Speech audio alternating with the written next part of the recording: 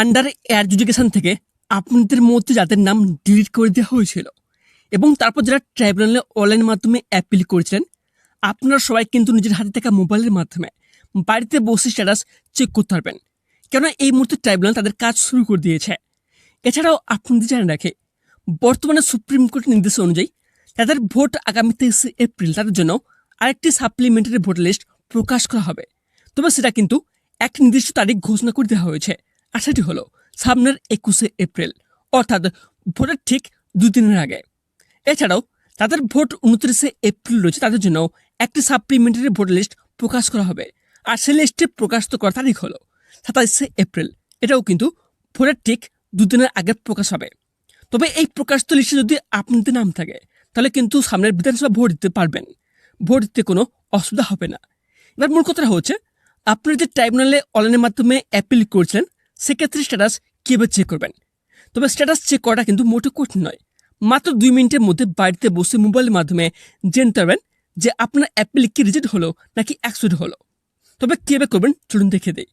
তবে তার আগে আপনারা যদি আমার এই চ্যানেলটিতে প্রথমবার হয়ে থাকেন, তাহলে চ্যানেলটিকে সাবস্ক্রাইব করে পাশ থাকা বেল আইকনটি অন করে রাখবেন।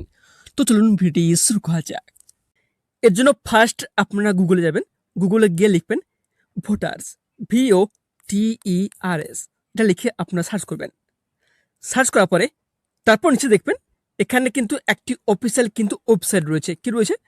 যে voters.eci.government.in, এই যে অফিসিয়াল যে ওয়েবসাইট রয়েছে, এই ওয়েবসাইটটিতে আপনারা ক্লিক করবেন। তারপর ভোটার সার্ভিস পোর্টালে যে অফিসিয়াল যে পেজটি রয়েছে, সেই পেজটি ওপেন হবে। ওপেন হওয়ার পর আপনারা নিচে স্ক্রল করবেন। স্ক্রল করার পর দেখবেন এখানটা কিন্তু একটি অপশন দেখবেন। কি রয়েছে?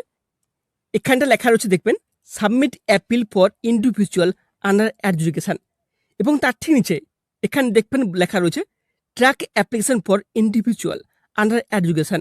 এই যে অপশানটি রয়েছে, এই অপশানটিতে আপনারা ক্লিক করবেন। তারপর দেখবেন এখানে কিন্তু আপনাদের লগ ইন করতে বলা হচ্ছে। তবে এখানটা আপনাদের সাইন আপ করতে হবে না। কেন বলছি? আপনারা যখন অনলাইনে ট্রাইব্যুনালে অ্যাপিল করছিলেন, সেক্ষেত্রে কিন্তু আপনাদের সাইন আপ করা হয়েছে। সেক্ষেত্রে আপনাদের নতুন করে সাইন আপ করতে হবে না, সেক্ষেত্রে আপনাদের কিন্তু লগ ইন করতে হবে। এখানে দেখবেন এখানে বলা হয়েছে মোবাইল নাম্বার। এখানে আপনার মোবাইল নাম্বার দিবেন। দেওয়ার পরে তার নিচে দেখবেন এখানে কিন্তু স্ক্রিনে একটি ক্যাপচা কোড শো করবে। এই ক্যাপচা কোড দেখে তার সাইডে দেখবেন এখানে একটা অপশান রয়েছে এন্টার ক্যাপচা। এই বক্সটিতে ক্যাপচা কোড দেবেন। দেওয়ার পরে তার নিচে দেখবেন একটি অপশান রয়েছে রিকোয়েস্ট ওটিপি। এই অপশানটিতে আপনারা ক্লিক করবেন। তারপর আপনার মোবাইল নাম্বারে একটি 6 সংখ্যার ওটিপি যাবে। ওটিপি যাওয়ার পর এখানে দেখবেন এখানে একটা অপশান রয়েছে যে এন্টার ওটিপি। এই বক্সটিতে ওটিপিটা দেবেন। দেওয়ার পরে তার নিচে দেখবেন একটি অপশান রয়েছে ভেরিফাই অ্যান্ড লগ ইন। এই অপশানটিতে আপনারা ক্লিক করবেন। তারপর এখানে কিন্তু নতুন একটি পেজ ওপেন হবে। ওপেন হওয়ার পর এখানে দেখবেন স্পষ্ট বলা হয়েছে যে কি বলা হয়েছে, এখানে বলা হচ্ছে এন্টার ইওর এপিক নাম্বার। এই বক্সটিতে আপনার এপিক নাম্বার অর্থাৎ ভোটার কার্ডের নাম্বারটি দেবেন। দেওয়ার পরে নেক্সট দেখবেন সাইডে একটি অপশান সার্চ বলে, এই অপশানটিতে আপনারা ক্লিক করবেন। তারপর সার্চ অপশানে ক্লিক করার পর এখানে দেখবেন এখানে কিন্তু বলা হয়েছে যে এখানটা আপনার সিরিয়াল নাম্বার কিন্তু শো করবে। শো করার পর তারপর দেখবেন এখানটা অ্যাপিল আইডি এখানে শো করবে। তারপর দেখবেন এখানটা অপশান রয়েছে অ্যাপিল এগেনস্ট এপিক নাম্বার, এখানে কিন্তু শো করবে। তারপর এখানে শো করবে আপনার অ্যাপিল ডেট অ্যান্ড টাইম, অর্থাৎ যেদিন আপনি অ্যাপিল করেছিলেন ওই তারিখ এবং সময়। তারপর দেখাবে এখানটা স্ট্যাটাস। এখানটা স্ট্যাটাস দেখাচ্ছে পেন্ডিং। যদি আপনাদের স্ট্যাটাস যদি পেন্ডিং দেখায়, তাহলে আপনারা বুঝে নেবেন যে আপনাদের কাজ এখনো কিন্তু শুরু হয়নি। ঠিক আছে? যদি স্ট্যাটাস যদি অ্যাক্টিভ কিংবা রিজেক্ট দেখাতো, তাহলে আপনারা বুঝে নিতেন যে আপনাদের অ্যাপিল অ্যাক্টিভ হয়েছে নাকি রিজেক্ট হয়ে গেছে। ঠিক আছে? তারপর দেখবেন যে একটি অপশান রয়েছে ভিউ বলে। তার নিচে দেখবেন এখানে চোখের মতো একটা সাইন রয়েছে।